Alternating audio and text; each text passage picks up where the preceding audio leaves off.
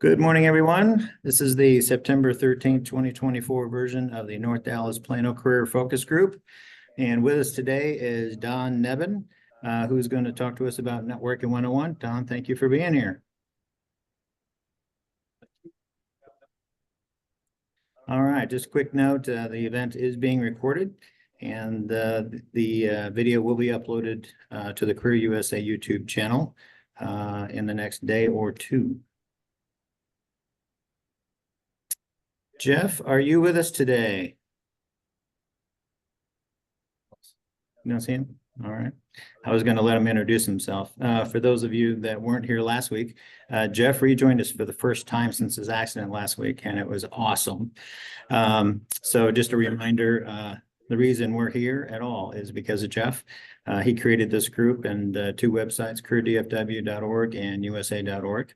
DFW.org has a wonderful calendar in it that we'll talk about later. And careerusa.org is where you can find his YouTube channel and all the recordings for the last 17 years. He's also been a member of the PIC crew since 2017. We hope to see him later again today. Meanwhile, while he's recuperating, myself and Walt Glass have offered to be interim leaders of this group. And as far as the agenda, as usual, success stories, job leads. Do you see anyone from Catapult online? And then we'll do our introductions, the committee reports, and then we'll get on to Don for the main event. Any success stories? Anyone land this week? Anyone online?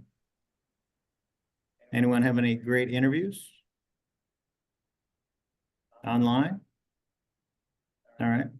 If for those in the room, you're wondering why there's donuts here, is because I forgot to bring them last week for my partial landing. I had a soft landing. It was it's a project, an IT risk assessment for actually my previous manager at my old company. He left shortly before I did and started his own consulting business. I have been keeping in touch with him. And last Thursday, on my way home from South Lake at noon, he called me and said, "Can you be on the phone at 2 for a client kickoff?" And so in 2 hours, I ran home from South Lake, signed a subcontractor agreement, read the statement of work, debriefed with him, got set up on his company email, and had the kickoff meeting. So did you read that whole statement of work really good, though? You gotta do clients. It was definitely the Evelyn Wood speed reading version. So anyway. I had a good interview. I didn't land yet, but I had a good interview yesterday. Tell us. And coincidentally, I had my pit interview the day before. So like, hey, goodness, I was really in a better shape position for that interview. So it went well. I'll just, one thing I note is they did ask me, what have I been doing since I left Baylor? Yep. I had to ask that question and I was ready to go. What'd you say? So, yeah. So, but I think that, it's a good thing to ask yourself, because you need to take full credit for everything you've been doing, and not just like, oh, yeah, I'm unemployed. No, you're not. You've been doing stuff. What have you been? I've been taking classes. I did a little consulting gig. It's like I have an answer for that. So make sure you got that answer, because they asked me. I've been asked the same and I'm question. Moving forward. So I definitely answered it well. So. Oh, good. So you definitely are getting the next interview. You just don't know when yet. Yeah, I'm waiting here. I'm going to move forward with the director, but it's Pacific Dental Services. Fantastic. Congratulations. Keep us posted. All right. Anyone else? All right. Job leads. Catapult, are you with us today? Inspire Solutions, are you with us today? All right. Hopefully they can join us next time. Let me know if they pop in. All right. It is now time for introductions. If you guys would line up as usual. What happened to our microphone? Judy? You want to kick us off? Sure. Thank you, sir.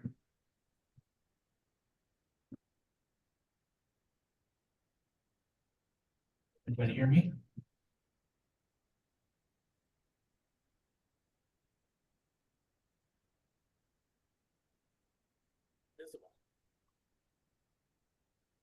Fix that.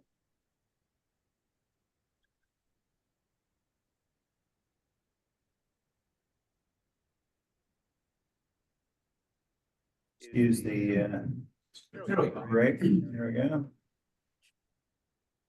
Hi, my name is Jody Dahlberg. I'm looking for an IT operations manager position or director of IT. I can be, I help businesses Hey, with. Matt, we can't hear. I don't know. Can you hear me now? It sounds like you're way back. You're not, maybe the mic's not working. Maybe it's a bit echoey. It's a bit, sounds very loud in here. It may be that the audio is coming off the laptop and not the mic microphone. hearing. Is this Yeah. better? Yeah. Okay. My name is Jody Dahlberg. I'm an IT operations manager looking for an IT operations manager position or director of IT. I help businesses with technology, and I've helped small businesses, large businesses, corporate entities, all reducing costs and increasing reliability. I don't have any target companies right now, but if you'd like to connect with me on LinkedIn, I have a lot of connections and I'm more than happy to help. Once again, my name is Jody Dahlberg. You doing, Ben? Good. Did you hear about the acquisition of Verizon Communications? Oh, yeah, we're in deep discussion still. Okay, So I'm gonna turn this audio off. we're using that audio. I turned mine off. We're good. So grab the mic. So we're using the mic. We were using the mic for the people in the room. Laptop is for people online. Go. All right, this is for short. So, okay. Hi, I'm Ben Hoyt, B2B marketing executive specializing in the demand gen area. Right now I'm looking for a position in the software world or technical world. And I'm Ben Hoyt. Thank you much. Grab the mic on.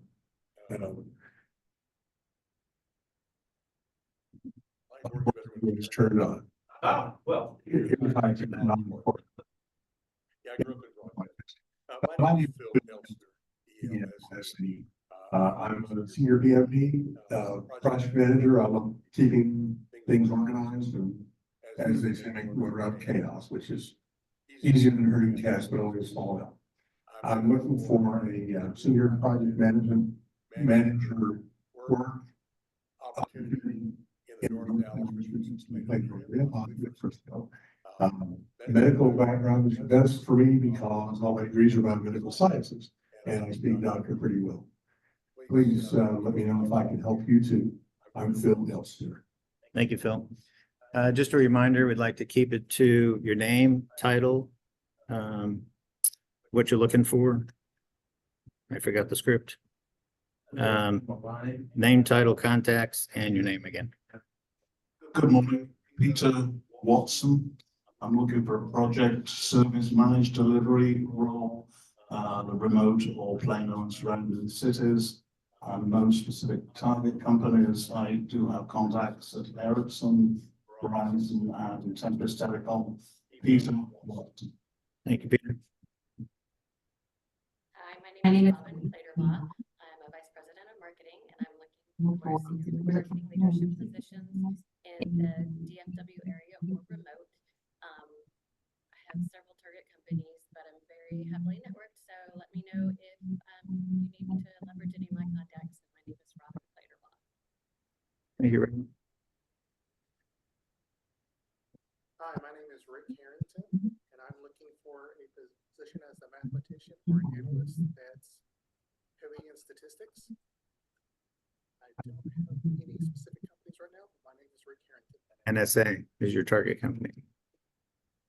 Hey, Matt, we can't hear them anymore. Good morning, everyone. My name is Anthony Archer. That's better. I'm a senior retail manager / merchandising operations. I have a company where we're both selling and drive profits at the same time, reducing costs. Anthony Archer. Any targets this week, Anthony? No. Okay. Good morning. This is my first time here. My name is Welcome. Todd Williams. I am also in the advertising marketing industry and don't have any targets right now. Just getting started in this process. So I'd love to talk to you as well. But my name is Todd Williams. Welcome, Todd. Thank you. Good morning. I am Jody Burton. I go by Jay. I am also in the marketing advertising world. For a position.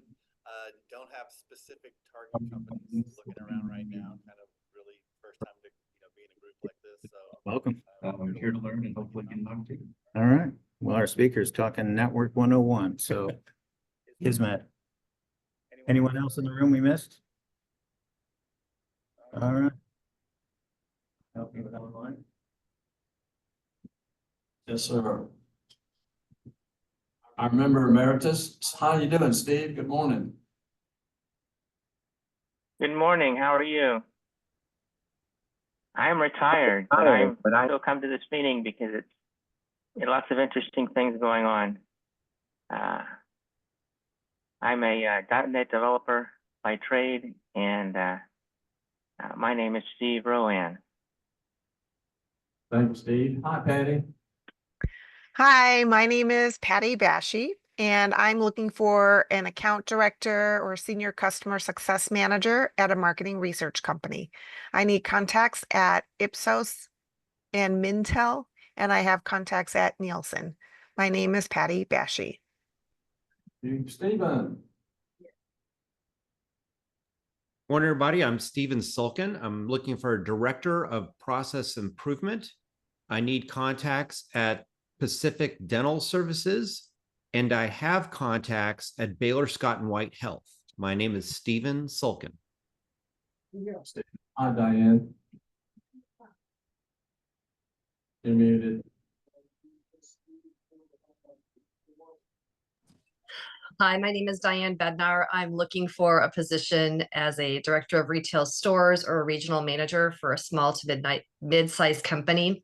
I don't have any targets at this point in time, but I do have contacts at Columbia Sportswear or dentist uniforms. My name is Diane Bednar. Now, Etienne, did I say your name right? This is the third time I've screwed it up in the past, so maybe I get it right today. You got it, man. Good morning, everyone. My name is Etienne Joseph, and I'm looking for a campus recruiting opportunity. I need contacts at Wells Fargo, USAA, and Vimeo, and I have contacts at Workday, Intuit, Corning, and IBM. My name is Etienne Joseph. Thank you. Miguel. Hello, everyone. I'm Miguel Castillo. I'm a multilingual financial executive with experience in the US, Latin America, and Europe.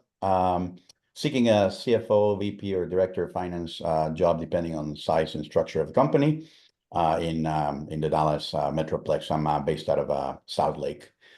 Seeking contacts at Aurora. This is a car manufacturer, BNSF, and Toyota. And I have contacts at American Airlines, United Airlines, and Amazon.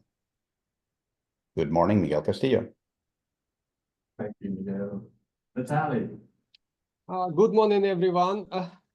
My name is Vitaly Platonov. I am a supply chain manager in automotive, looking for a position in the same area or aerospace also. I create supply chains and provide logistic solutions for automotive businesses. I need contacts at Raytheon, Peterbilt, or Packard. I have contacts at Hyundai North America. My name is Vitaly Platonov. Thank you. Vitaly. Veronica.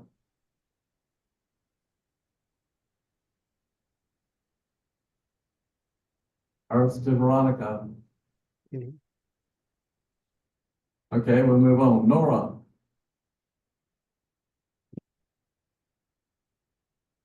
Going once. So is it Deanna or Dina? Deanna. Hi, I'm Deanna Huckabee. Director of VP Learning Development is what I'm looking for. I'm in the DFW area. and I'm looking for a contact at Wells Fargo. I have contacts at Deloitte, IBM, and PwC. Thank you, Deanna. Chris? Hi, I'm Chris Wetzel. I'm a software developer. I don't have any contacts or target companies at the moment, but my name is Chris Wetzel. Thank you, Chris. Ahmed?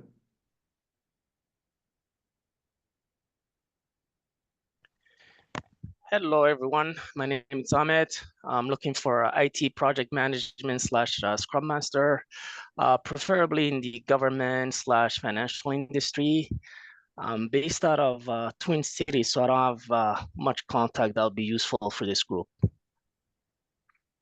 Thank you again. My name is Ahmed. Got it.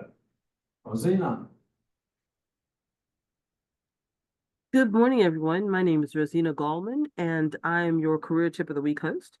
I'm looking for a position as Senior Talent Acquisition Consultant, otherwise known as Senior Recruiter.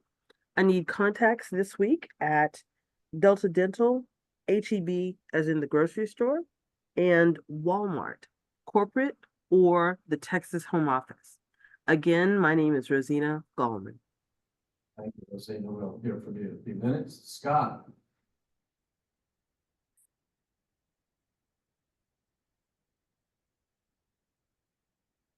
Yeah, did I miss anybody? I think we're done. All right, thank you. As for me, my name is Matt Keelan. I'm an IT VP or director. I help companies manage their technology dollars wisely. Currently looking for contacts at Hart Hanks, H-A-R-T-E, Hanks. Thank you. You got one? All right. I'll come see you. All right, it is now time for the career tip of the week. Rosina. Hey, Rosina, you can put your resume that you are the career tip of the weeker. Y'all are funny. Hey, I literally slid that presentation in right under the wire this morning. All right, so bear with me, guys. All right, so this week's tip of the week, I went back and found it. Well, let me back up and say, we're on a new series, Job Search Strategies. And so one of the things I heard yesterday just kind of hit my heart as a recruiter. I was listening to another fellow recruiter who said that she really liked a candidate, but yet there was a candidate who had great experience, 8 years. She really wanted to move this lady forward, but unfortunately, she didn't have any star stories. There weren't any stories, no examples, nothing that she would share that would validate her experience during the interview. So, of course, as a recruiter, you can't move someone along that doesn't have anything that you can work with and literally fight for during the hiring process when you're talking to the hiring manager, trying to convince them this is their ideal candidate. So with that said, I said, let's go back to basics, because I want to make sure that everyone realizes as a recruiter, we do fight for you behind the scenes, but you got to give us something to fight with. And so by going back to basics, get to know yourself and your career story. So that's where we are today. So this week's career tip of the week is a part of our job search strategy, and Indeed has a workbook. And so that's what you guys are going to get for this week. So as part of our job search strategy series with Career DFW, let's get back to basics. Get to know your career story, and then be able to create star stories from knowing yourself really more intently and deeply. So the resource for this week's guide is produced by Indeed, and the job search, basically it is a journey, and no one does it alone. No one really wants to do it this long either. So in this 49-page workbook, you'll find tips, activities, and inspiration to guide you as you take the next step in your career. And again, all of these resources that are in this workbook are produced by Indeed. The activities in this book can be done on your own or with help from someone else or in a group. And when I heard that statement or read that statement, I was thinking, wow, what a great job for something to do during an accountability session, if you guys are still doing accountability groups. The goal for each is to help you focus on specific steps in your search and fully prepare you to land the job you want. There's space throughout the book for you to complete exercises, and then there are checklists that have a lot of additional information to keep you on track. During your job search, remember that Indeed is there to help you, and so are we as the North Dallas Plano Career Focus Group, Career DFW. I mean, you have a lot of support in our area here.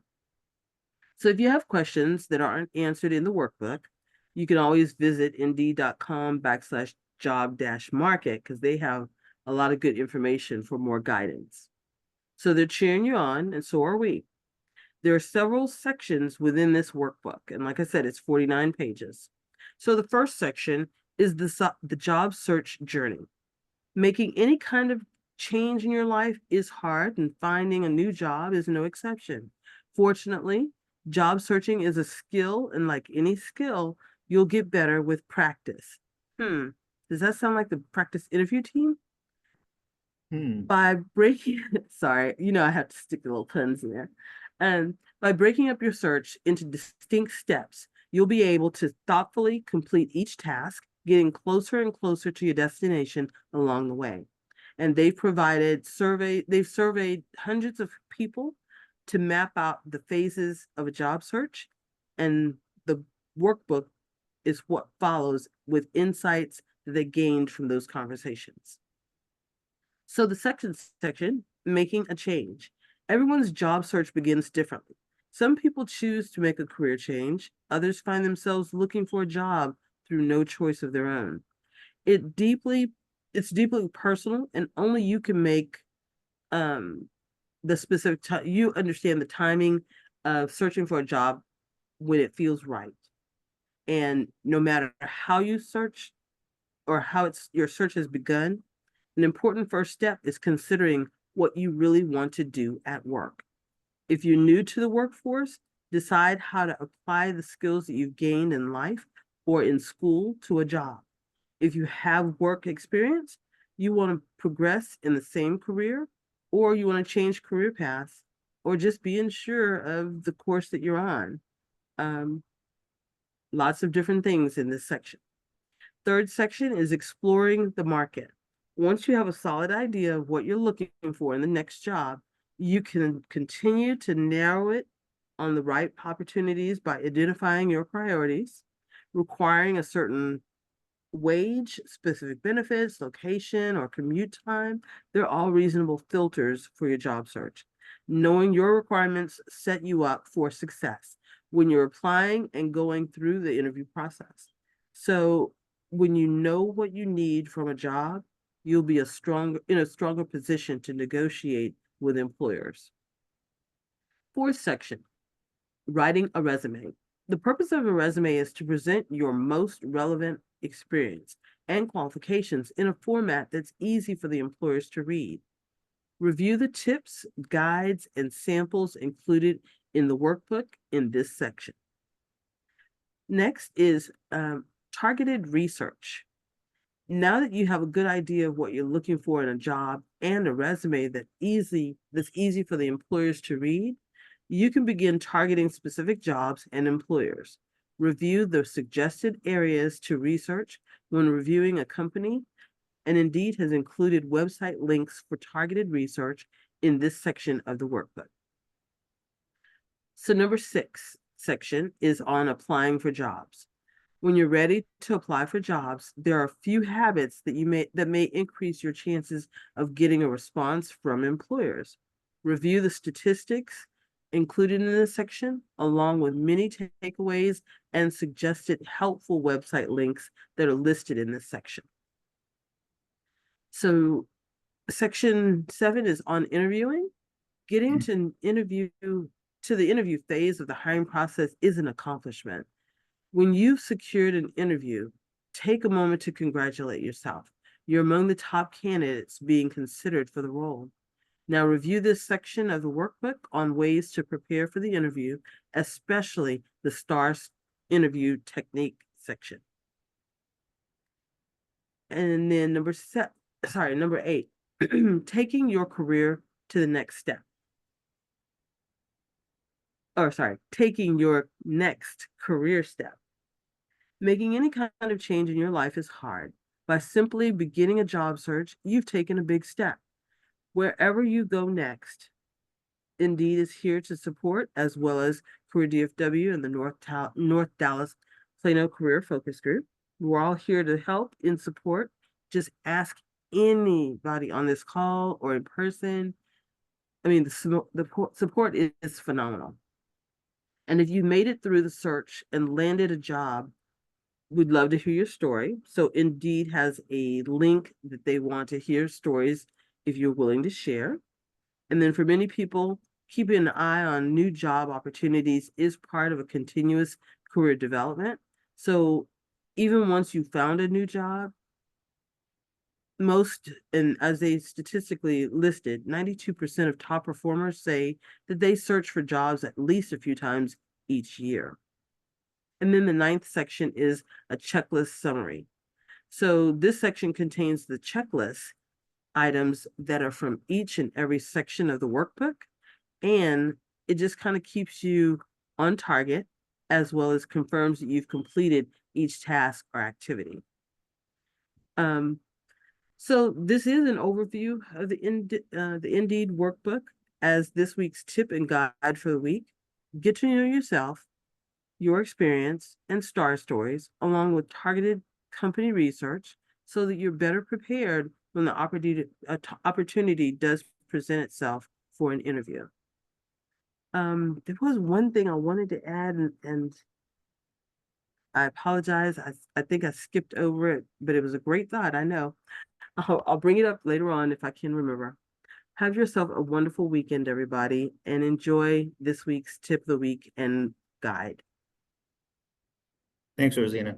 I'll be including that 49-page document in the follow-up email today. Just make sure that your email address is in the chat, either on the laptop on the way in here, if you're in the chat online. Walt, you want to talk about your success workshop? Well, I'll finally introduce myself today. So I am Walt Glass. I'm retired. I've had a history in information technology, all the way from paper tape and punch cards to a little bit of the stuff that we do today. Right now, my focus is on volunteering to help people with their interviews. Interviewing is where the rubber meets the road. So I offer a free interview success workshop. This is a session that is just simply looking at the fundamentals of selling. And selling, I do, I help. The 3 things that companies are buying: our personal characteristics, our experience, our hard skills, and then how we combine those to provide value to the company. So how do you sign up? Well, go to my LinkedIn page, and it has a address, Yahoo email address, that you can send a request to me. Now, if you use that QR code, it'll start an email to have you sign up. All you have to do is fill in a few of the blanks and send that to me, and I'll get you registered. I usually do this. The standard time is on Tuesdays from 9 to 11 a.m. and we do it on Zoom. So this is a come as you are party. There's no prep needed. The only thing I need is a resume for your background and a job description, sample or real, for a focus for the particular interview. The interviews don't last very long. And the idea is we're going to focus on learning. So it's a learning interview. It's not a mock interview at all. All we have to do is come in, we'll answer questions best we can, we'll discuss them, we'll cover the 12 basic categories, we'll look at strategies, options, ways that we might want to answer it depending on the question, who's asking, and where you are in the process. So I'd be glad to have you participate. I was going to do a poem today, but I'm going to cancel the poem. The main reason. Okay. Hang on, I might do one. All right, That's why I showed up. How about you? why don't you go ahead and do the pit crew?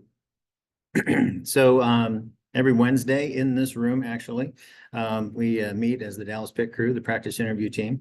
Highly recommend it. It's one of the best ways you can spend your time in your job search, preparing for an interview. I should say that the fourth Wednesday is online. All the other Wednesdays are in person. I'm a panelist, as is Walt. Last week I threw myself in front of the interviewers and actually got interviewed myself for the second time, and it was fabulous. I got lots of good feedback. Thanks again, Walt, who was one of my panelists. We invite you to come and watch and learn other people being interviewed first. And then when you're ready, send an email to dallaspitcrew@gmail.com. Ron Layton, who leads the group, will then sign you up. We are booked out through the first week in October, I think. So get your name on the list soon if you want to get in there. It is fabulous. Can't recommend it enough. Okay, I'll follow something. So here we are in this session today, so you can hear what Moy might say. Register, get a move on. It's time to get a clue on how practicing can help us win the day. Perfect. Thank you. All right, my day is complete. I got my poem. All right, lunch report. We're headed to Dickey's today. So if you're in the room, please join us for even more networking at Dickey's on Preston in Plano, north and west of here. All right, now it is time for the main event. Don Nebhan. Welcome Don to the group. He spoke with us before, has a lot of background experience. So Don, I'd like to have you kind of introduce yourself, give us a little bit of information about your background and how you got into the volunteering and how much you do so much for job seekers today. Sure. Welcome. Thank you, Walt. Thank you, Matt. Mm-hmm. Well, to everyone online and everyone here, thank you for having me. My name's Don, obviously. To give you a little background, I started out, I've done, 35 years, I think it was, in the food business, in everything from sales to classical marketing to operations.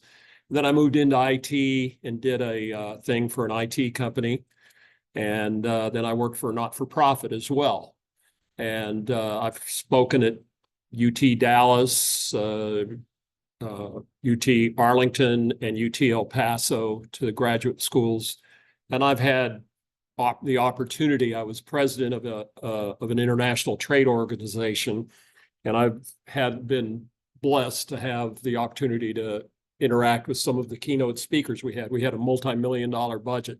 So I've had breakfast and shared the stage with people that you may not remember, but like Bob Dole, Colin Powell, Bill Clinton. Those are the types of speakers that we brought in.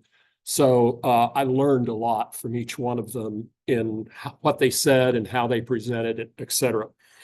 So over the course of time, over the course of my career, I've been unemployed probably 5 or 6 times maybe. And every time that I made a job change, it was very stressful. And so now that I'm kind of retired and learned a lot, I've spent a lot of time building out presentations that will help people that are looking for work.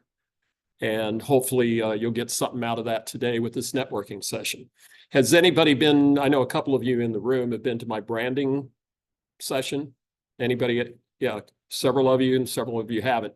Well, networking and branding, in my mind, go hand in hand. And you'll hear a lot about it. There's a lot of people that talk about both topics, and I kind of take a different approach to it. Helping people move forward in their careers is kind of a passion for Walt and Matt and myself and Jeff. And you're lucky to be in Dallas and be looking for work in Dallas. everybody's going to find a job. Every job that I ever found was a huge improvement over the one I had left. And the same, I think, is going to prove to be the case for you. So we're here to help you. And we have, so don't hesitate to reach out, is what I'm saying. Today, okay, this thing got moved. So how do I, let's see. I got it. You're going to see the whole presentation.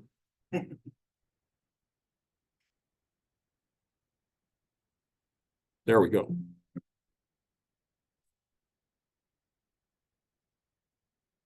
Bear with me.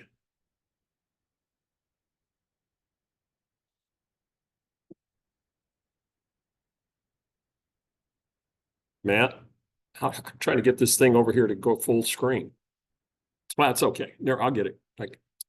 Yeah, I know. That's what I'm trying to do, but I can't get the cursor over there. Use the mouse. It's easier.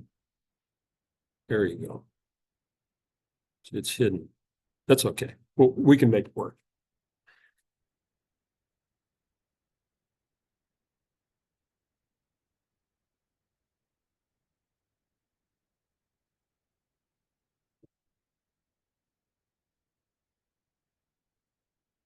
There you go. Thank you. Okay. Shows you that I'm not a good IT guy. Okay, I call this networking 101.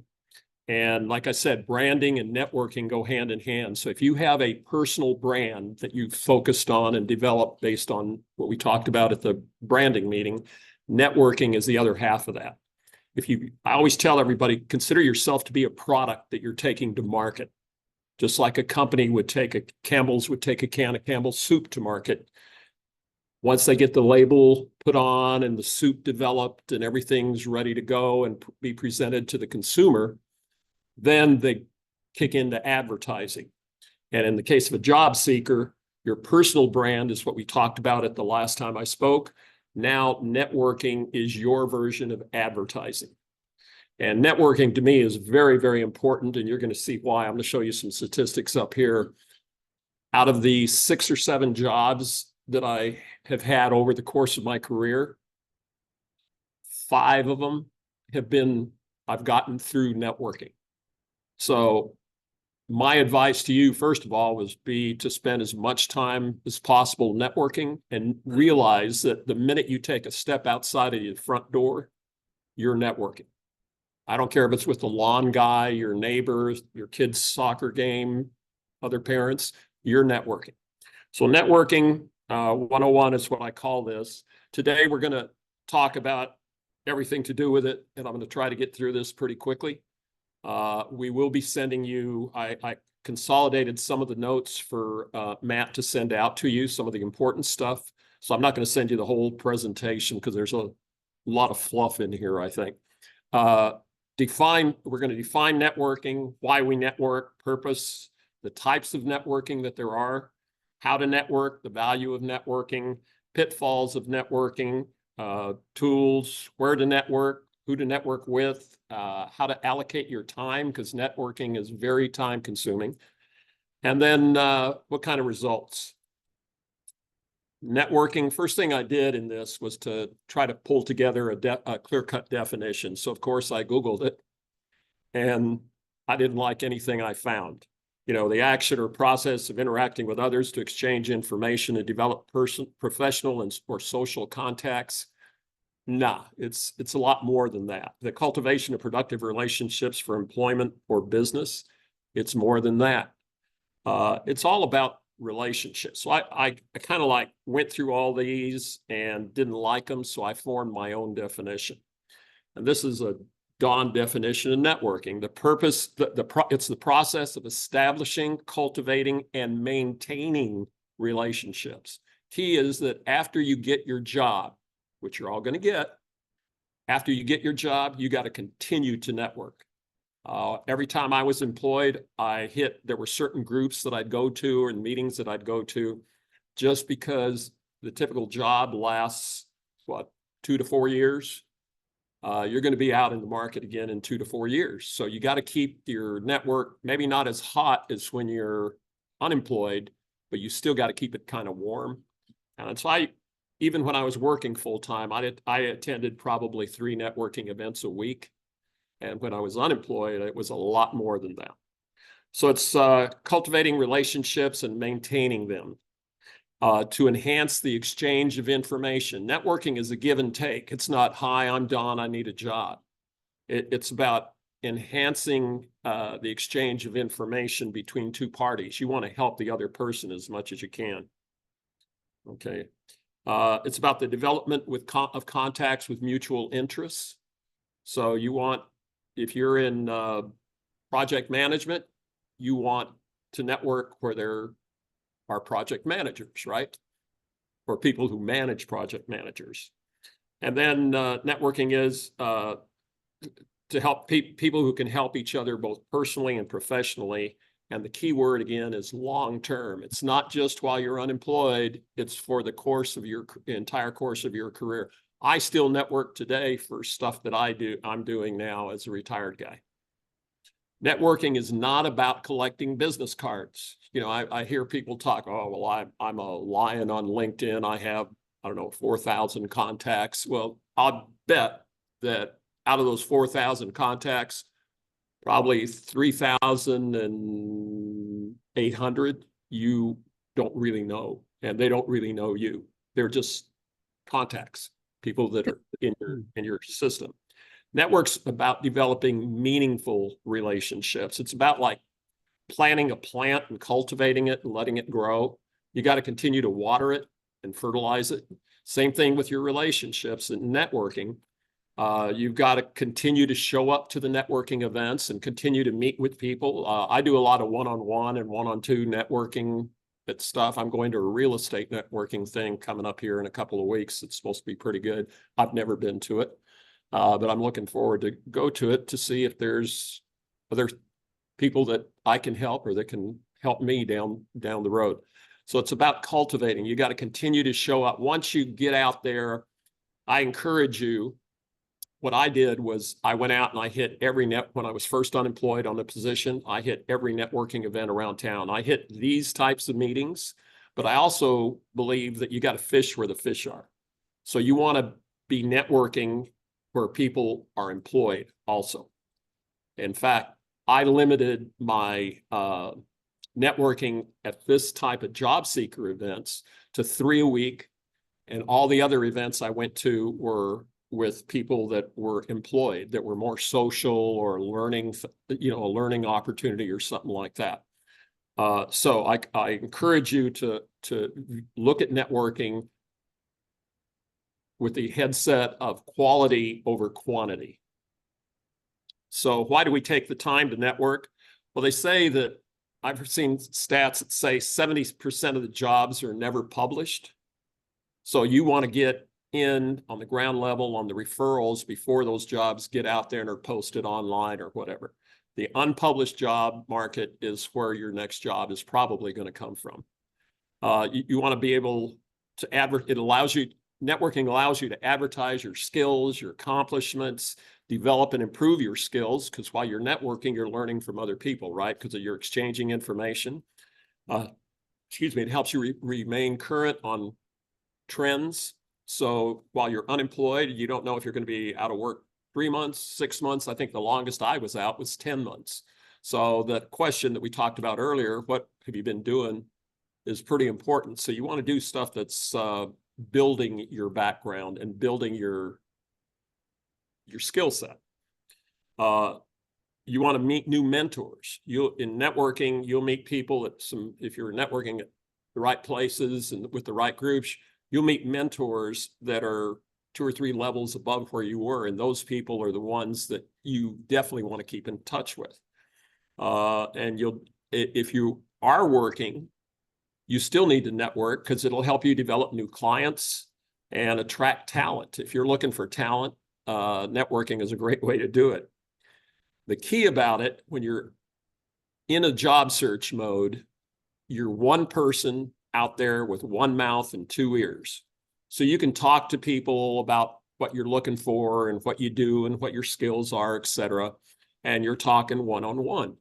But through networking, you meet a lot of people and they get to know you and you get to know them. And what the result of that is what I call you develop an army of advocates. So instead of having just one mouth and two ears going forward advertising that you're, on the market or in the market, you'll have a lot of people out there doing it. Like I said, 5 of the jobs that I got were through networking, and they were through contacts that I had. One was a vendor. I had been a buyer for a food warehouse and, wrote ads, grocery ads. That was real exciting. Peas were like 49 cents, whatever. Anyway,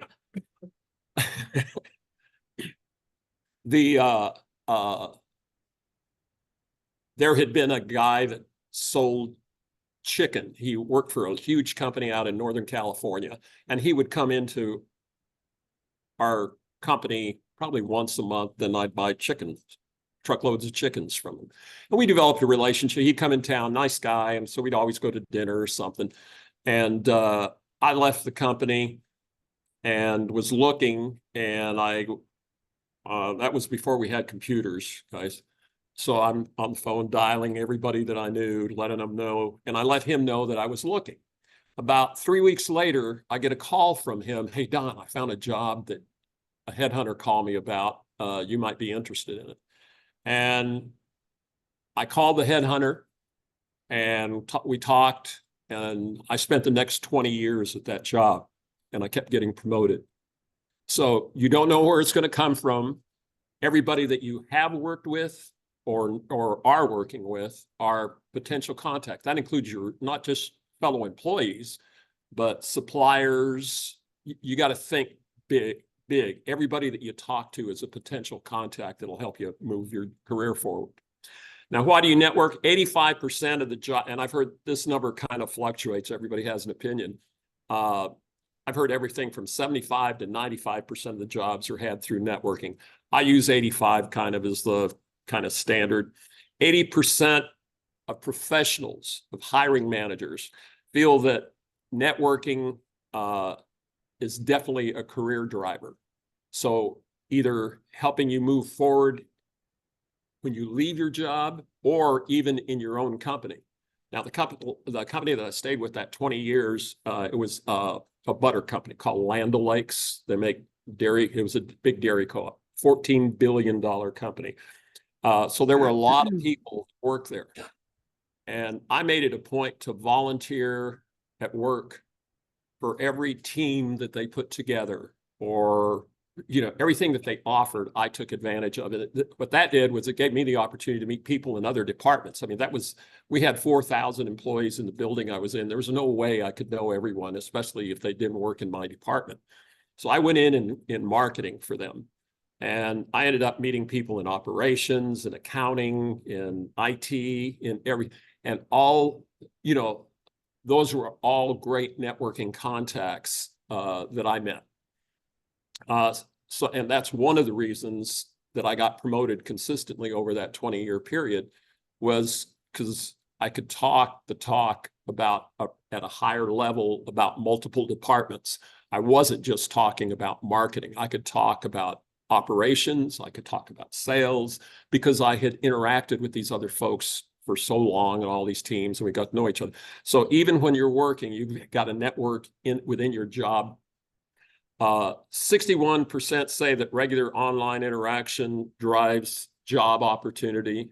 I can buy that. 41% of professionals who are working would like to network more for the reasons I just gave you.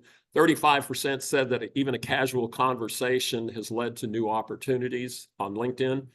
And 100% believe that face-to-face meetings yield stronger relationships. Now, in this age of technology, we do a lot of stuff online with Zoom and everything else. But whenever you network, you want to try to do it face-to-face. I don't care if it's one-on-one over coffee or at a big meeting or at a meeting like this, but face-to-face drives, it is a lot higher quality of networking.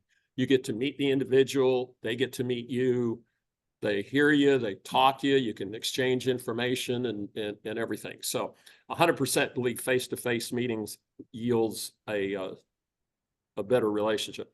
The other thing that networking does, it helps you eliminate 25% of your competition, because 25% of job seekers spend 0 time networking. They spend their time in front of the computer answering online ads. Many of those ads are not real or have been filled. So, you know, online is okay, you got to do it, but how much do you do versus networking? Networking is a lot more than answering ads. It also helps you get referrals for positions. 40% of hires are the result of an employee referral. So if you have, I noticed when we were introducing, several of us have not had target companies. We need to get target companies, because who are you going to get a referral from? You got to get into that target company to find people to get you a referral. So referrals are critical. Company, put yourself in the employer's seat. They have an employee and they really like this employee and they have an opening over here. And this employee that you really like has a friend that could qualify for this. So who are you going to talk to first? Well, typically people hang around with their own type, right? And so it stands to reason that the odds are pretty high that the employee that you know very well that you like is going to have a good referral to bring in, and you'll be able to fill that job. So employee referrals are very, very critical, and they have to be part of your job search. The other thing I would suggest is that before you even start your job search, I took 3 weeks after I was unemployed, not to vacation, but to put out a business plan. It was like a business plan, but it was my job search strategy. And I put a whole plan together, and that strategy laid it all out for me. And you got to have time to think, and you got to be prepared. If you go out to an interview the day after you lose your job, you're not prepared. You don't, you know, you might have your resume, but you haven't done the homework that you need to do to get in front of a prospective employer.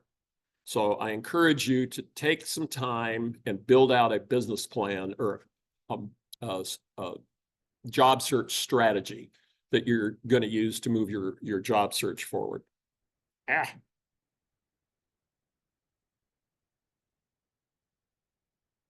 Okay, this is one of the strongest slides that I found, and it shows you the different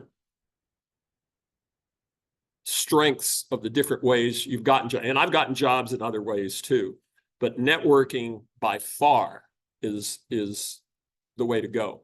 I wanted to spend 80% of my time networking, and that's impossible to do. I'll show you at the end of the presentation when I show you how I allocated time, but networking is very time, it eats up a lot of time, but it's very much worth it, I think. Now, how do you network? First, you got to prepare. You got to get down at your, I call it a 20-second pitch. You don't want to make it any longer than 15 or 20 seconds. You just want to get to the meat of who you, just like we did when we did the introductions. Only I would encourage you to put it into your own words. I have a friend, he's brilliant. He was an electrical engineer for TI, and just a smart guy. He's got a PhD and all this stuff, and he was looking for work. So he built out a pitch, and I think it was a 1 or 2 minute pitch, which was way too long, and it was very formal and well written. He wrote it out like you're supposed to do, and he memorized it. That was like 5 years ago. And when you meet him today, well, what do? He will go into this explanation, but it's not natural. It's not him. Once you get it written down and memorized, throw it away and then recite it just as you would conversationally. That's how people get to know you and what you're about. Okay. Talk to people at events, every event. I don't care if you're in the grocery store, just talking to a stranger, talk to people. Attend new events, seek out events. I was talking to my neighbor yesterday, and I told him, you know, I need to find more to do. now that I'm retired, I'm kind of like antsy. I want to get out there and do more stuff. So he recommended a group that he had gone to, and I'm going to try that too. So seek out events. Part of that is the goal setting that you do. I'm going to talk about goal setting here later, but I would encourage you to pull in 2 to 3 new events to hit every week. Just like I say on contacts for your networking, I tried to pull in 25 to 30 solid new contacts a week to put into my contact list. So you set goals for yourself is what I'm saying. Create authentic relationships. Be real, get to know people, let them get to know you. Be confident, but not cocky, just confident. Stay connected. If you don't talk to someone for a couple of months, reach out. Be proactive. Help others. I'll tell you, we have time on our hands when we're unemployed. And this one time I was out, I think it was during that period when I was out, that 10-month stint, and I picked up I volunteered at a church, at my church, for a memory garden that we were building. And I took over the construction of that. So I managed the contractors, and I sold these bricks with your name on it and raised about $90,000, and we built out this memory garden. So in doing that, I met a lot of people on the church staff, and they all knew that I was looking for work, et cetera. And one of the ladies on the staff approached me and said, hey, my husband works over here at the American Heart. This was at the American Heart Association. And she said, he has a position open. I think it might fit you. Would you want me to introduce you? I said, sure. 3 weeks later, I was vice president at the American Heart Association for a publishing business. And I knew nothing about publishing, but I knew how to sell stuff and how to market. And it worked out well. I stayed there 4 or 5 years, learned a lot, and it was a totally different industry than I was ever in. That's the other thing. We come up through certain industries, or a lot of us do. I came up through the food industry, so all I applied for originally was food companies. And a headhunter told me, you know, if you want to be the president or a VP or something, you're going to have to broaden your scope of what you're doing. And that was some of the best advice I ever had. He said, you need to do something other than the food business. So that's when I went to the Heart Association. Then after the Heart Association, I went to well, they called it an IT company. It was a company that sold or we leased breathalyzers for drunk driving. So I got involved with police, attorneys, judges, probation, parole, all those kinds of folks. People that I had never really interacted with or had reason to. And but it was a great learning experience. It was refreshing. You know, when you move from one industry to another, you kind of get stale, I think, or bored, maybe. I don't know what the word is. But when you move to a new industry, you're learning so much. It gives you a new sense of energy, and you just enjoy it more. So I would encourage you, if you're if you're a product manager and you've always worked in the retail business, you know, for retail chains, everybody has product managers. So look for something in other industries too, because long-term it'll help you. And then you do have to seek out online connections, because if you're looking nationally, which I was, LinkedIn is critical. You've got to use LinkedIn, right? Keys to networking: preparation, set goals, have your conversation starters ready, have your elevator pitch down, have business cards printed. I do a section or a section of a session on business cards, because I've seen some really good ones and some that are not so good. I'll just say that. Do your research prior to going. Schedule appointments. And that's why you need a contact management system and a calendar system. Attend 2 to 3 events a week. We talked about. Create the relationship. Be confident. Stay connected. Help develop online connections. Face-to-face. Focus on relationships. Make the time. Follow up. And be consistent in showing up. Always work towards a mutual benefit. Don't be a taker. When you go to these networking events, well, hi, I'm Don. What do you do? Well, I do blah, blah, blah, blah, blah. And drop it.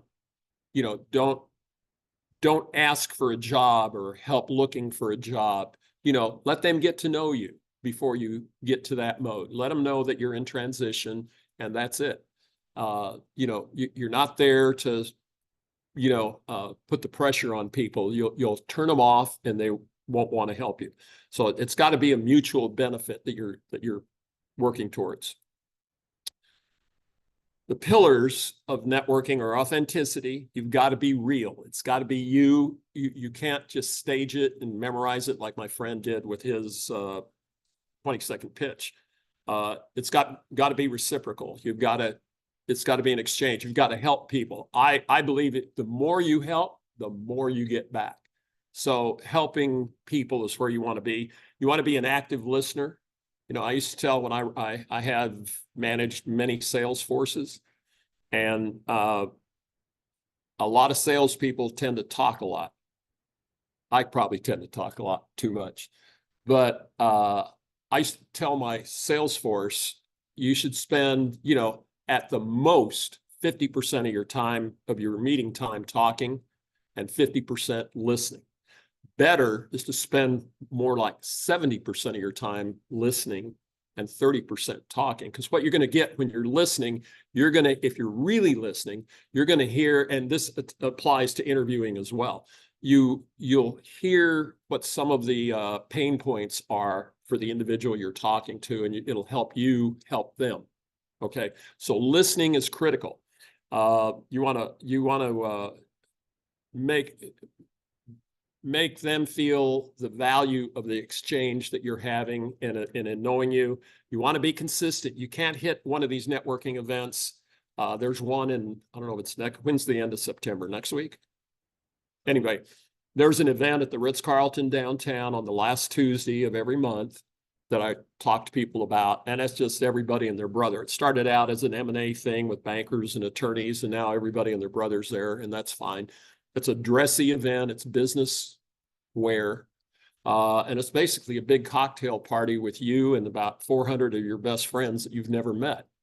But it's in 2012, I've been going to that for years. In 2012, the economy was bad. I was able to find 12 people jobs that year just from that event, just from contacts I made at that Ritz-Carlton meeting. So there are opportunities out there, and you got to be consistent in showing up. If you show up today and don't come back for 6 months, they're going to forget about you. And then you got to follow up. Once you're making a commitment to someone, you got to follow up. Hey, let's get together. I'd like to continue this conversation, but I know you got a lot of people to meet and everything. Can I give you a call tomorrow? And maybe we set up a lunch or a coffee or something? Sure. So then tomorrow you call them and you set it up. That's why I say on business cards, leave the back of the cards blank so you can write yourself notes. And when you go home, work out your calendar and put in there that you got to call this person tomorrow. So follow up is key. I like this slide. I put it in almost every presentation I do, because as job seekers, we're doing things backwards. Okay. The hiring manager, and that's the column, the blue line on the left, they first, when they have an opening, they go to internal promotions first, because that helps their culture and makes the people feel good that, you know, that we're hiring and promoting from within. If they can't get someone hired that way, then they go to their existing staff and ask for referrals, right? And if that doesn't work, then they get out to the market and they start networking. There's another group, the Dallas Business Club, that's pretty strong. I think, I don't know how much it is now, probably $100 a year to be a member. Well worth the money. Great speakers and heavy hitters, and 95% of the people there are employed. The CFO from Dr. Pepper is a member. And I remember I was sitting next to him. We had a meeting, and they had the speaker was the Secretary of Tourism for Mexico, came and spoke to the group. Very interesting. Didn't do a lot for jobs for me or anything, but it was very interesting. And I met some great people within that room. So networking is the next place that they go. The next place they go after that is professional organizations. You know, I mentioned that I was head of one in the food business. But professional organizations, you'll meet your competitors. That's also part of your network. When you're employed or unemployed, your competitors are a potential opportunity. So people that you used to sell against or market against can help you. Then they go up the ladder to the recruitment agencies if they still haven't found anybody. So they'll hire recruiters to find somebody. And if that doesn't work, then they'll put it on a job board. So that kind of shows you how they approach filling a position. As job seekers, the first thing we do is go to the job board. What do they have online? And remember, those jobs have been available for a while that are put out there. And then you call recruiters. So we're doing it the other way. So I suggest we start with referrals. You know, you have to have your plan in place and build up from the referrals. Okay. The pitch. And this is your 20-second, I call it the 20-second pitch, and some people like a 1-minute pitch. I think 1 minute's too long. But you got to be succinct and to the point. As soon as you see the person you're talking to and telling about yourself, as soon as you see them doing this or their eyes getting glazed over, time to cut it off.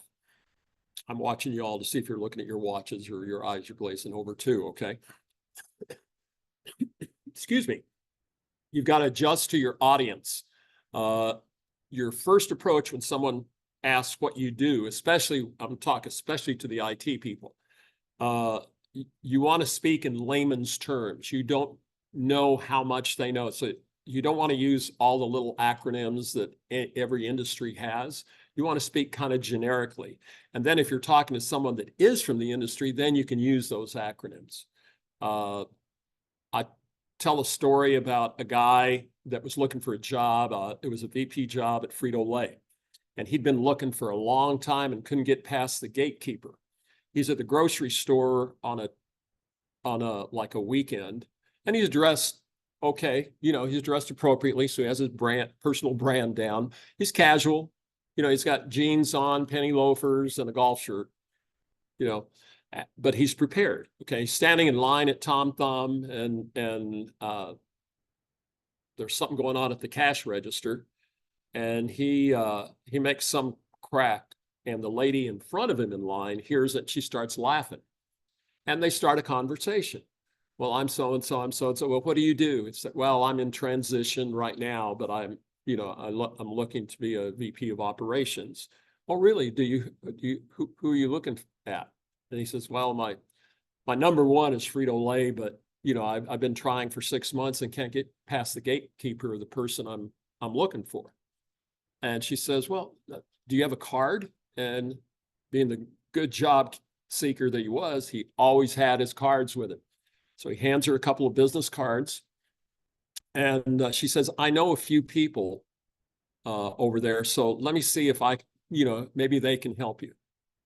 So Monday morning comes around and he gets a call from the gatekeeper because the lady in line was the wife of the guy he'd been trying to get in to see for 6 months.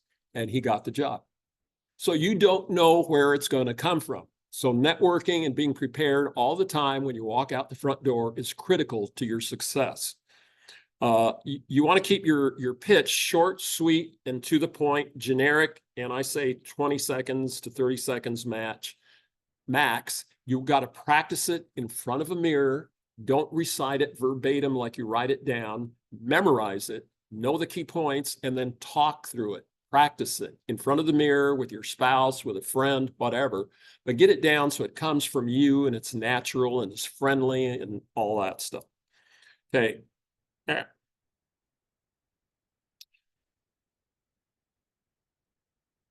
Okay. 7 rules to network by. Style.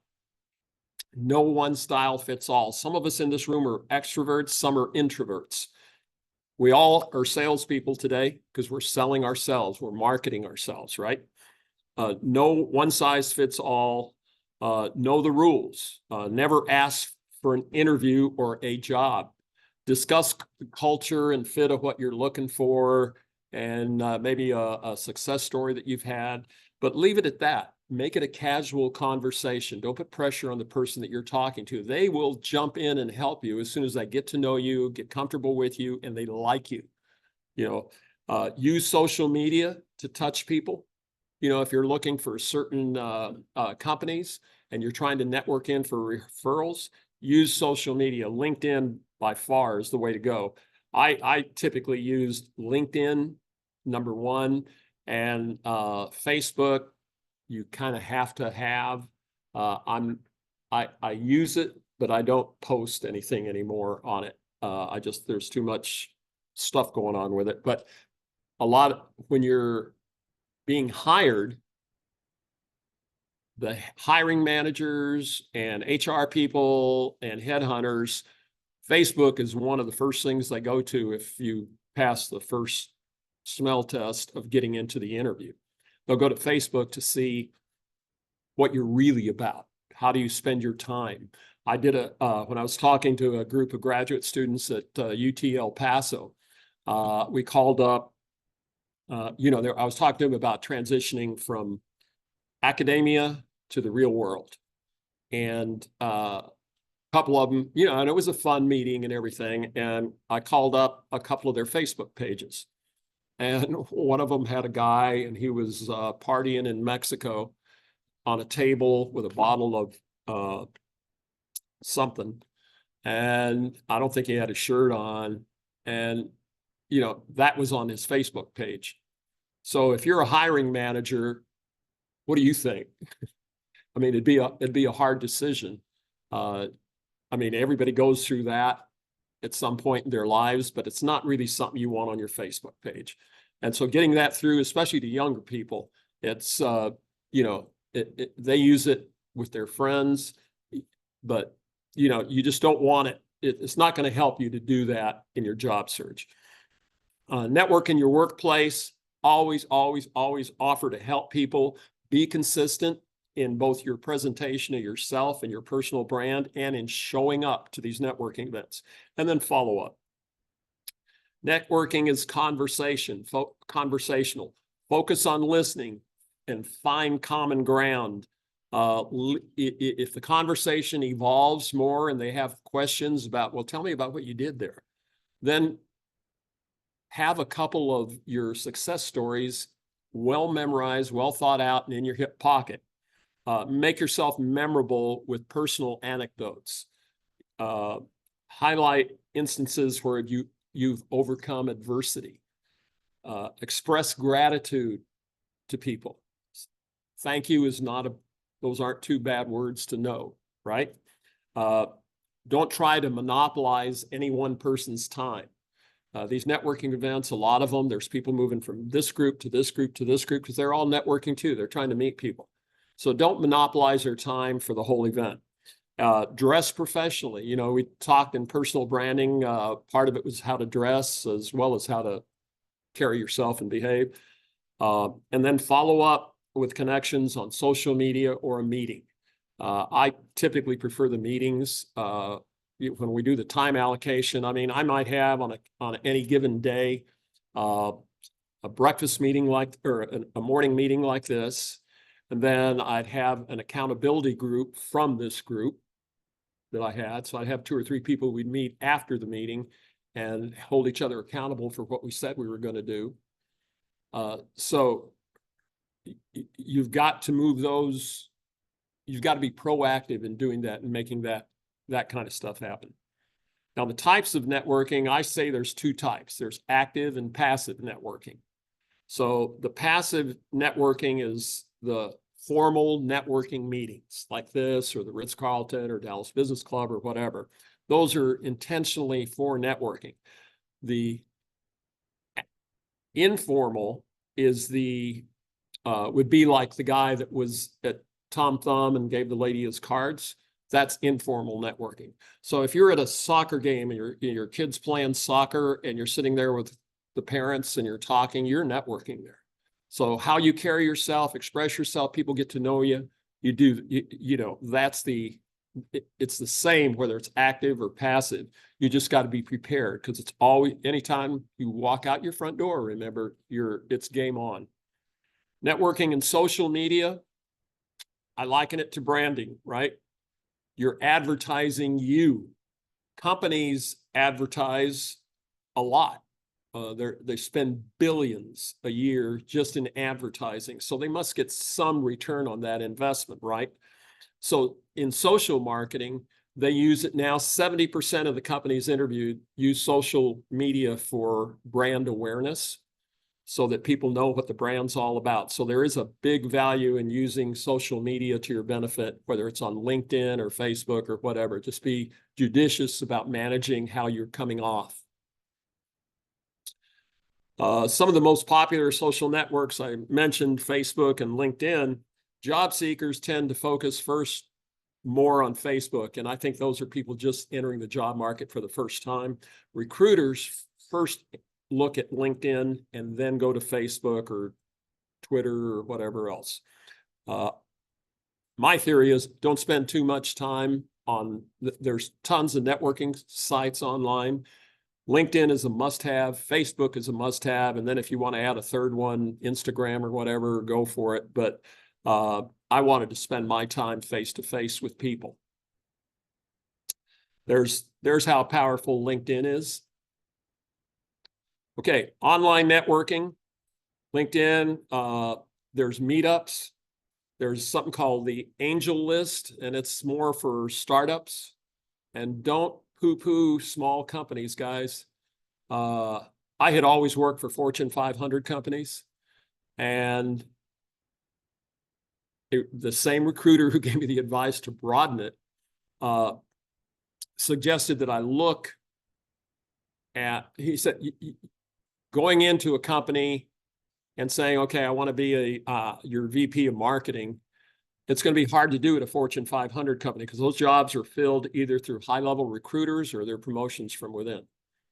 So he suggested that you go out to smaller companies. As you get older, you have a broader bank of knowledge that you've acquired over the course of your career. So he said, you know, go in and work for a smaller company. And I said, well, do they pay? And he said, yeah, they pay. And so I did that. And that I had a title about this long because he said what they do is they can't afford a VP of operations and a VP of sales and a VP of marketing and a VP of IT, but they can afford one guy who does all that stuff. Now you work a lot.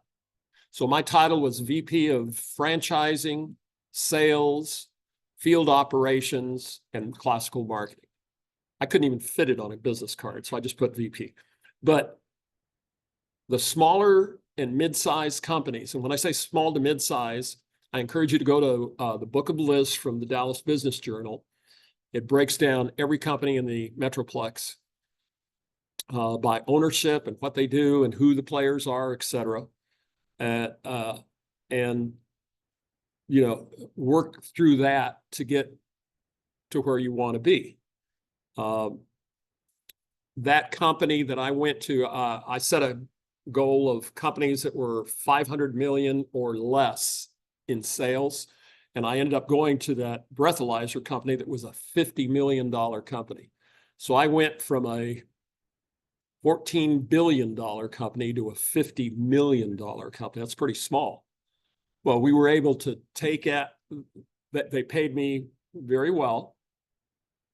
And within 4 years, we grew that from 50 million to 120 million. We sold the company, and then several of us had a nice little payday out of it once the company was sold. So stuff like that happens with smaller companies and startups. So Angel List is, I encourage you to consider startups. And they will also hire you as consultants as they're building themselves out. Behance is for creative people, you know, advertising type folks. GitHub is for developers and coding, more an IT site. MyBridge, diverse professionals and industries, so it's pretty good. Dribble, that's more for designers and artists. Plaxo is a management tool for contacts. It's kind of like I use Outlook for pretty much everything. Branch Out, it's a Facebook app for job search. And I don't have much experience. I've not really played around with that. And Zing, if you're looking to for a position overseas in Europe or something, that's the one you go to. Some of the pitfalls, you've got to get face-to-face, obviously. The close rate is 40% for face-to-face meetings. So if you're a salesperson, 40% is the target for you. 72% of people confirm that their impression is influenced by experience and a handshake. And when they say experience, not your resume experience, they mean their experience interacting with you, getting to know you. The experience that they have in meeting you and your handshake and all that stuff is a very big driver in networking. And I used to think, gosh, we have meetings all the time. And, when I was working for the butter company, and they'd fly the whole company to Florida or to California, and we'd meet for a day or two and then go back. And I'm like, we could have just done that on the computer or send it to me in a memo I can read. But I thought this was interesting. For every $1 they invested, they got a $12.50 return. So face-to-face, companies realize it, and we have to realize how critical face-to-face interactions are with other people. Yet 39% socialize more online than in person. And that's kind of a statement as to how technology has evolved over time. We've become very reliant on technology. It's easy to sit home and put on a nice golf shirt and wear shorts and get on Zoom, but you got to get out there. You got to get out there and meet people. If you have a weak personal brand, you're going to shoot yourself in the foot networking. Your body language is critical. How you can articulate a concept or communicate with people is very critical. In social media, to some degree, your private information could be at risk depending on what you put out and how you put it out there. Not showing up consistently will hurt you. People will think, I remember I was looking and I was working out here at Lifetime Fitness, and I had a bunch of friends there that we cycled together and did all this stuff. And so I had networked with them. And one of the guys asked me about 4 months after I had lost my job and had told everybody, hey, I'm networking I'm in transition. This guy he was a VP for Adidas. And he stopped me and said, hey, who are you working for now? I said, I'm not, I'm still in transition. Oh, I thought you found a job. I hadn't heard from you in 3 or 4 months. So I'm going to show you how I overcame that later in the presentation. So you got to be prepared. You got to observe etiquette, and you don't want to talk too much or oversell. You want to listen more than you talk. Some of the tools you need in your networking kit, obviously your preparation, cards, know your 20-second pitch, have your 2 or 3 success stories in your hip pocket that you can share, that kind of stuff. Think it through before you start putting it on paper and doing stuff. Have a pen so you can write. Have a contact management system. Like I said, I use Outlook, but there's others out there. Also have a calendar management system, because you need that to keep, if you're doing it right, you'll have this meeting in the morning, a coffee maybe after, lunch with somebody, and then maybe 2 more meetings in the afternoon, either one-on-one meetings or an interview or something. And then in the evening is when a lot of these networking things happen. So I would typically, my typical day was I'd be out of the house at a breakfast by 7 a.m. And if I had a networking event that evening, I wouldn't get home till about 8:30. And in between there, I had my laptop that I could do stuff on, but most of my work on the computer I did between 9 and midnight. I did most of it then. And then the rest of the time I was networking or meeting with people or talking to folks. So contact management system, calendar, cell phone. We all have smartphones now, but I promise you there are people out there with flip phones. I've seen them. You have a flip phone? No, no. Yes. Do you? It's been inactive for about 10 years. Oh, okay. All right. Well, if you have a flip phone and you're networking, you're sending a message that you're not up to date with technology. Right there. You're shot yourself in the foot. Set your goals, 25 new contacts a week, and then follow up and commit. Here's how I managed my time. After he told me that he thought I was working when I wasn't, I developed a target where the top 25 contacts that I have, these will be people that you've known for years. They know you very well. You know, you give each other, you talk smack to each other and laugh and have a good time and you socialize. Those maybe a past employer or supervisor that you really got along with or peers. So I took my top 25 people, and I don't know how many contacts I had at the time, but it was probably, I don't know, maybe 700 or 500, I don't know.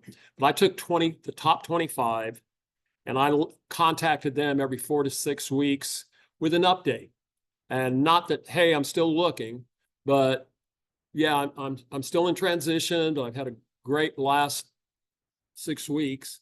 And then I've interviewed here, and I've here, and I met so-and-so, and then give a blurb about the, I used to always put in a blurb about what the employment was here in the DFW Metroplex, just informational.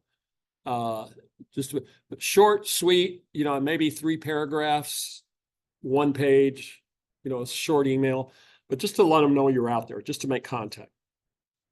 And then I went out, the next level was 26 to 50. People that I knew, maybe didn't know quite as well as I did for the first 25. And I did the same thing with them. And I did them about every 2 months. And then the outer circle was people that I knew fairly recently, but we seemed to click and get along. We didn't know each other super well, but it was getting there. I was seeing them at the same networking events over and over. So I'd contact them every 3 months. And then as they moved up, I'd start contacting them more frequently. So that's how I did it. Now, who to network with, your contacts, your peers, coworkers, supervisors, vendors, consultants. Consultants are good because they touch a lot of different companies at a lot of different levels. Service providers, you know, when I was at the breathalyzer company, we had a service provider that built websites for us and did that kind of stuff.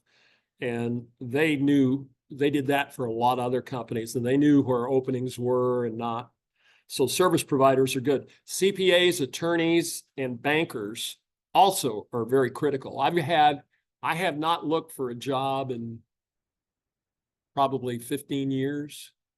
And I've had 2 interviews at the behest of my CPA that he brought forward. I have an attorney that brought forward a couple of opportunities. So they know the companies that are getting ready to sell or getting ready to hire or that are having a hard time financially or that are growing like crazy. They know those folks, and they know the people at a pretty high level. So you want to definitely have your CPA, your attorneys, and your bankers in your group. Professional groups, we talked about that. Friends, coworkers, competitors, we talked about that. Church contacts, if you go to church regularly, you'll have contacts at church. And if you are going to church, don't just go and go home.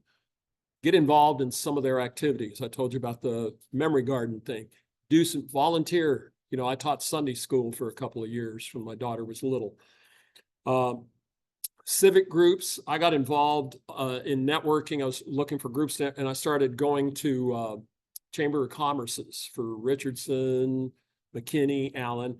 And those meetings are, you know, some are good and some are better than others. But you got to meet a lot of people that owned small businesses that hire. Okay. Then if you've been in military, veterans groups are big right now. Everybody wants to help the veterans, as we should. So if you have military in your background, you have a leg up. Some of the other places I went, other than Trade Association, church, social events, civic groups, special interest groups.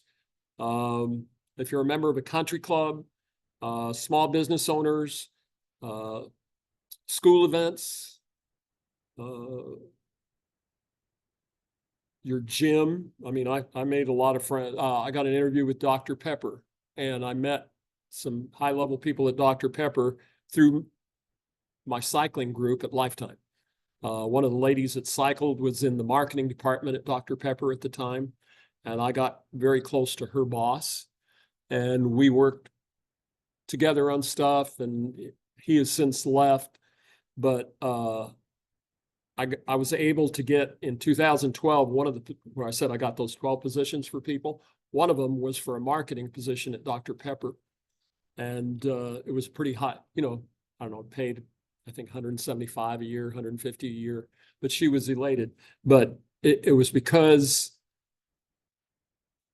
of my cycling friend and where she worked and her boss. And her boss and I clicked when we met. So you just don't know where it's going to come from. You're networking all the time, not just in groups. You got to be a good listener, have a positive attitude, help others, and collaborate. You got to be sincere and authentic. It's got to come from inside you. You got to follow up. You got to give off the image of being totally trustworthy and approachable so that people want to interact with you. You walk into a room, you start attending these events regularly. You'll walk into some of these rooms and there'll be people in there. And as soon as you walk in, after you've been going for a while, they're going to come up to you, some of them. Hey, Don, what's going on? You know, let's have a drink or whatever. So here's some of the places that I personally targeted and interacted with. SMU has a thing called the Southwest Venture Forum. It's startups that are coming up that are raising funding. They have a meeting. I don't know, it used to be at the Dallas Country Club. I'm not sure where they're doing it now. I think it still is. But there's a fee, but you're in a room with about 400 bankers, attorneys, et cetera, that are looking, and 3 companies get up and present what they're doing, and they're trying to raise funding. But it's a good group. Dallas Business Journal has events. So you can go to their website. You have to buy a subscription. I think that's about $90 a year. But Dallas Business Journal, it's a good thing to be involved with and to subscribe to, I'd say. SMU Cox does an Institute for Entrepreneurship, and that's another thing you can attend or get involved in. The Dallas Business Club I mentioned. If you know anyone that went to Harvard, I've got one friend that did, and he was taking me every now and then to their business school had a meeting at the Petroleum Club, and we'd go up there and, you know, did you go to Harvard? I went to Harvard on the border. I went to UTEP. That was their response too. Excuse me. The Association for Corporate Growth is a good one to be involved in. I got involved in that again because of I was working a lot with startups for a while, and after I left the breathalyzer place.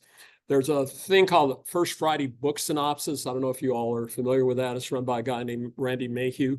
They review a book, 2 business books, once a month, and you get a kind of like a Cliff Notes version printed of what he got out of the book.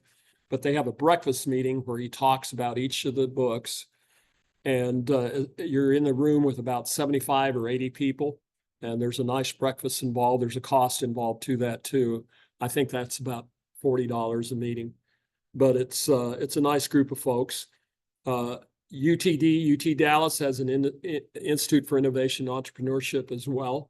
I got involved in that with a couple of the professors there. I've spoken there, and then one of them does a thing. It's kind of fun. He has his students build out a concept for a new product, and then they've got to go raise the funding for it. So we do a Shark Tank thing, and I got to be one of the sharks. So I was easy on them, but it was fun. It was a great place to make contacts with the other 3 sharks. There were people that I hadn't met before, and they had some very interesting job experience. And then Success North Dallas, I don't know if any of you go to that. That's once a month at Prestonwood Country Club. And there's an annual fee for that, but you get 12 breakfasts a year. They have great speakers, and about 300-400 people show up to the meeting. And then they have other meetings. They have a couple of a happy hour once a month, I believe. And then they'll have specialty meetings, like when Bitcoin and all that was starting up. They brought in a specialist for a special Bitcoin meeting. So there's a lot of learning you can garner through some of these groups. Now, networking takes time. I told you I spent a lot of time doing it, and I wanted to spend 80% of my time doing it. Not possible. So I broke it down like this. Networking, I spent about 7 hours a day face-to-face with people networking. Working at my desk, I did that from 9 to midnight. I think exercise is critical when especially when you're unemployed. For me, probably too much information, but I lost 75 pounds through cycling, and I felt better. I was proud of what I was doing. We got up and we'd cycle 100 miles in one day. And it got to be a lot of fun. Aside from the camaraderie, it helps what goes on between your ears. If you're physically in decent shape, you feel better about yourself and you come off much, much better, and you're happier in life. And it also, when you're unemployed, you're not the only one going through the stress. It's your family that's going through it as well. So your wife or husband, your kids, they all feel that stress. So the more you can come off positive and confident that, this journey is going to end and we're going to get to our destination, the better it is, not just for you, but for your whole family. So exercise 2 hours a day. I don't care if it's just walking your dog for 2 hours. Do something. Spend 3 hours a day with family. I think family is critical. And you got to go to the soccer game, and you got to go to the PTA meeting.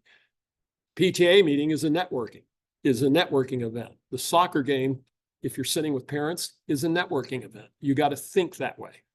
So family is critical. Spend time together with your family and your kids and your significant other. Sleep is probably a good idea. I was running around on 4 to 5 hours of sleep a day, and it wasn't working out for me. So I pushed it up to 7. Finally leveled out at about 6 hours a day of sleep. They say you're supposed to get 7 to 8 hours a day, but get a good night's sleep every day. It's a health thing. It helps you feel better about yourself in a time that you're going through a lot of stress and pressure. And then travel. I put 2 hours a day, because if you're networking effectively, you're going to a meeting in the morning, breakfast, a coffee, a lunch, 2 more meetings in the afternoon, and then a networking event at night. I was driving I live in Plano, from here to maybe Fort Worth for an event, or to Colleyville or downtown Dallas, wherever I was going. So that's what we call in the trade windshield time, and you got to allow for that. Okay. So that's how I broke out my time. And there it is in graph form. So I spent about 30% of my time networking. I mean, really networking. So anytime I could save time, it went to networking. So this is just a general guide, okay? It's not clad in stone and you got to put in exactly 29%. Some days you'll put in 50% and some days you'll put in 20%. So, it just varies. The results are you'll get referrals, you'll get the inside track to positions that aren't posted, positions that are coming. You'll hear about people that are going to be retiring. And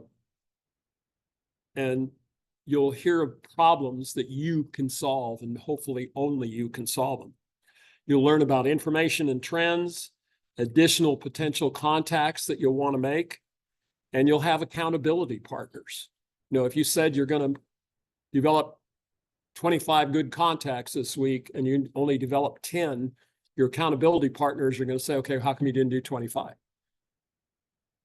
Okay, so that's what I would do. And the net result is you'll have an army of advocates fighting for you in that networking space. So now it's game on. How effective are you going to be at networking? Okay, go network with a purpose. Thank you. Are there any questions?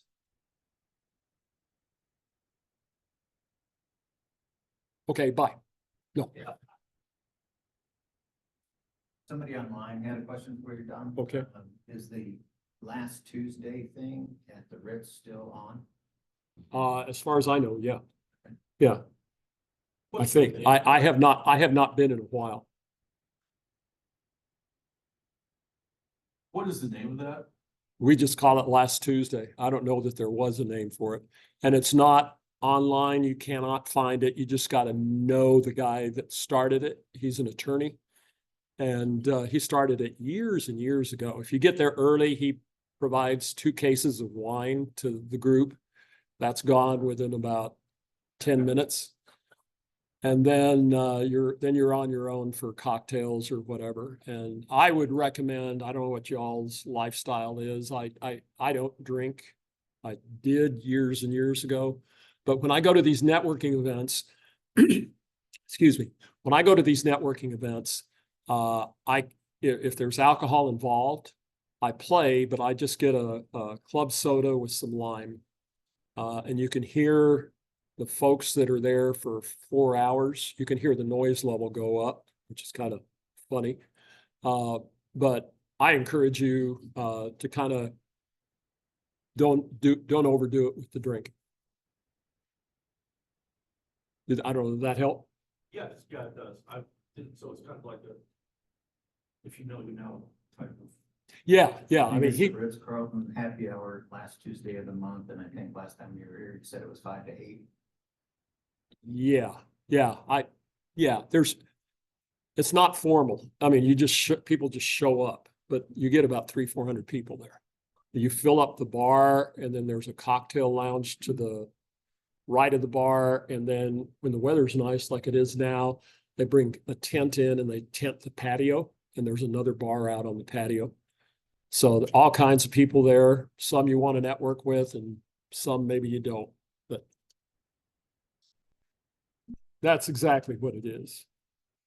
But there's a lot of business owners that do go to that. I've got a twofer. Okay. First one, and both of them do is using LinkedIn. LION, LinkedIn, open networkers. People have 5,000 contacts, and you correctly said they probably know a couple hundred, that's about it. I never went that direction with it, but there are a lot of people that at one time I connected with that I don't remember even knowing. What do we do about contacts that are that old? How do you go about saying, I don't remember you, but we connected. Can you refresh me who you are? Don't say that. That's exactly right. You would want to do that. So don't say that. How alternatively could you? What I would do, I'd go to their LinkedIn profile. Yeah.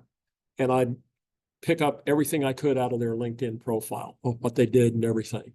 And then I would reach out to them. You know, don't tell them that you forgot who they were. But what do you call it? And when you call the first time, when you establish the initial contact, I just wanted to touch base and see what you were doing. I was going through my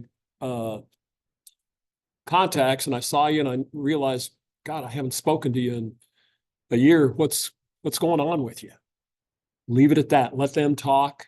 And that's how you reestablish that relationship.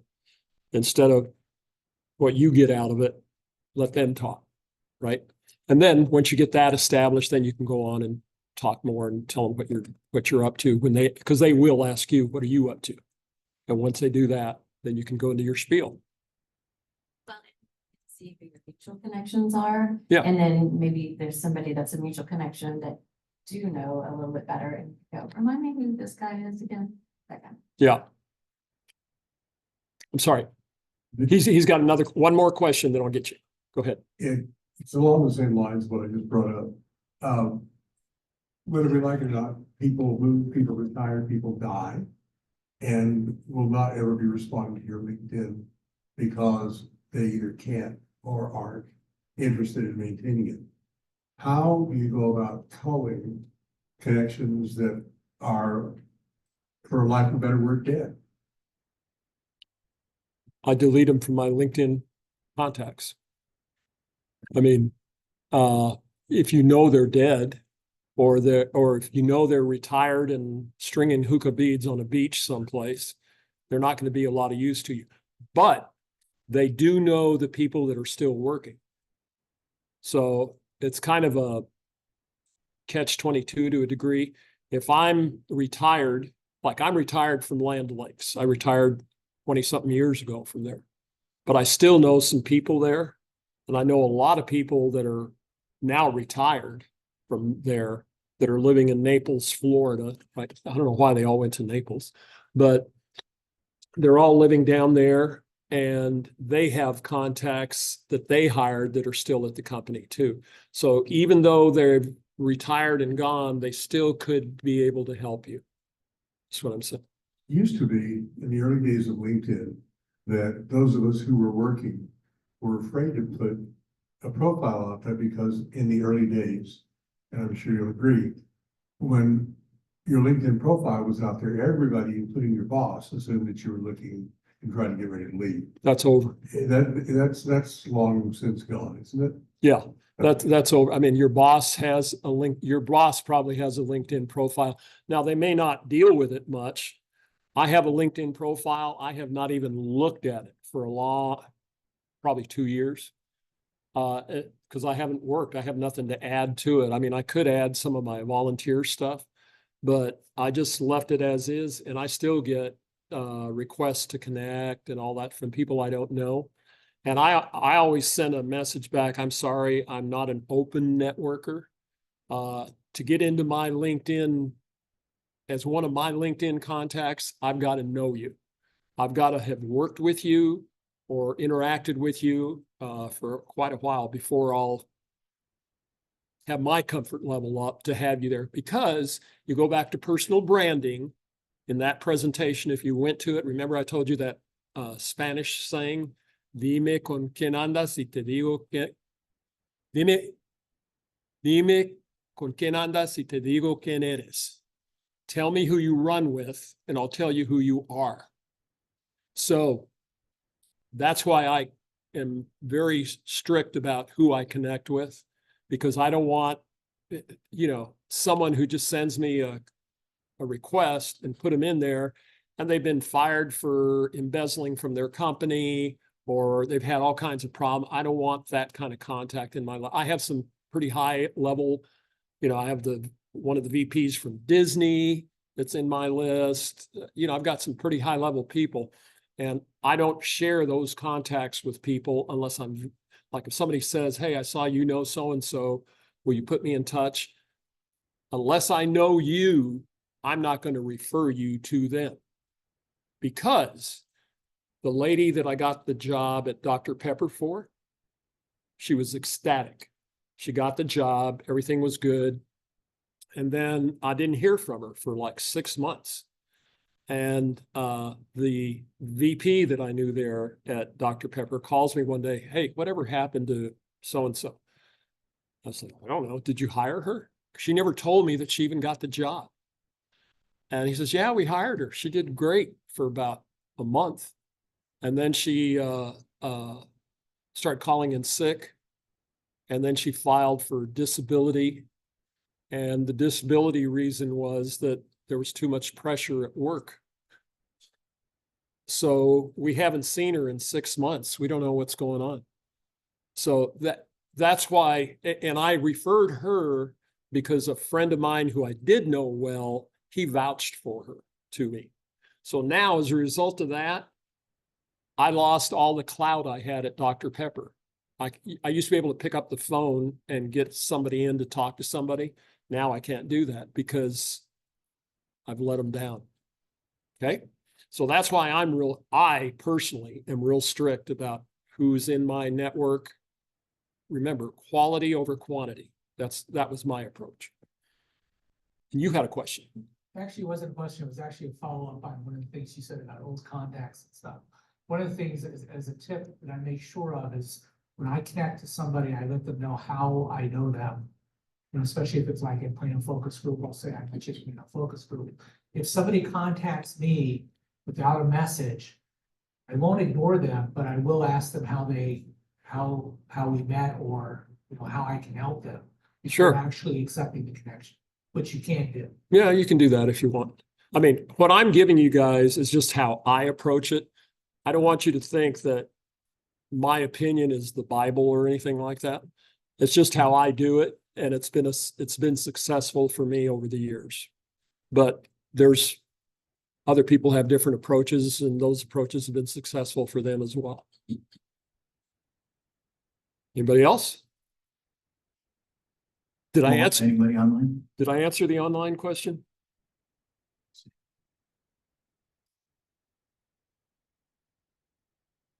Going once? All right. Thank you, Don. That was Thank you. fantastic. Thank you, guys.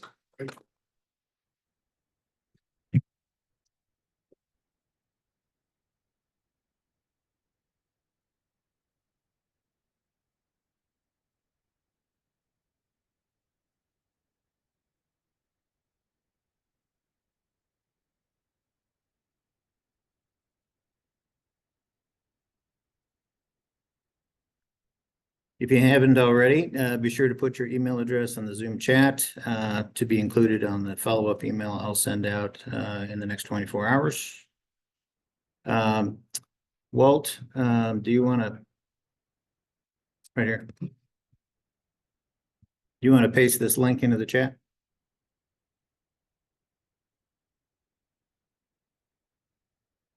This is actually last October, Jeff. Yeah, let me talk about it. Okay. Yeah, I'm gonna drop it in the chat. Done. We're gonna talk a little bit about the CreateW.org website. But there's a video out there last November that Jeff made on CreateW, turning 15. And he goes through and walks through CreateW.org and Career USA. So I strongly recommend this guide will help you know all the stuff that's available out there. Save you a little bit of time just you going through it, plowing through everything, just kind of perusing the stuff. So I suggest you take a look. If you don't know about CreateW.org, anyone that's new in job search, that's the first place to send them. So it's a really great resource and tool for job seekers that Jeff put together. So anyway, I put that in the chat window. And so I strongly recommend that when Matt sends out the follow-up email, he includes the chat. There's a lot of comments that are made in chat, not even brought up here during the meeting, tips, other resources, things like that. I strongly recommend you don't just push that away. Take a look at that chat and see what's out there. Plus, you've got who it was that made the comment, and so there's your network connection. Right now we have 57 comments in the chat, 17 total online. So quite a lot of content. Thank you, Will. All right, a reminder to go to careerdfw.org and check out the calendar. Click right there. And there's two views to the calendar. This is one, and this is the one I like. This is called the agenda view. You want to go here every Sunday night, look at everything coming up for the week, and plan your week. And if I could mention a particular one, next Monday, 9 o'clock, Fort Worth Career Search Network is having a presentation on accountability and accountability groups. If you are not a member of an accountability group, I strongly suggest you either initiate or join one. I strongly recommend that you look at that. It's a great resource for job seekers to help job seekers as another networking and beneficial tool for helping each other every day as the South Lake Focus Group. Thank you, Will. And the week after that at Fort Worth Career what do they call it? CSN? Forward Career Session, Forward Career Career. Search Network. I'll be giving tips and tricks again, the speedy version, if you missed it last week and the week before. All right. And then the Career USA YouTube channel. This is where you go to see all the pre-recorded meetings that Jeff has hosted for the last 17 years. Go to Career USA or youtube.com/Career USA, click on playlists. And then for this group, click on full playlist under North Dallas. You can also click full playlist under LinkedIn for the LinkedIn Tuesdays and lots of other things. And this is what the North Dallas YouTube channel looks like when you click on the playlist. All right. Next Tuesday, Kurt Vandemotter will be a part of LinkedIn Tuesday. Our own Patty Bashi hosts that for us. Thanks again, Patty. A bit about Kurt. On Wednesday, as we discussed, the pit crew will be in here from 1 to 3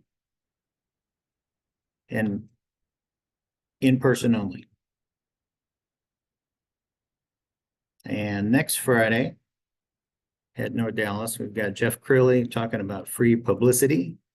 And then week after that, closing the deal for what you're worth with Nigel Fisher. And then on October 4th, we'll have open forum. And a reminder, the lunch today is at 11:45 at Dickey's Barbecue, north and west of here. Please join us for more informal networking. And with that, thank you for joining us. We'll see you next week. Thank you, man. Thank you all. Thank you so much. Come to the lunch. Take care. Thank you. Do the personal relationshiping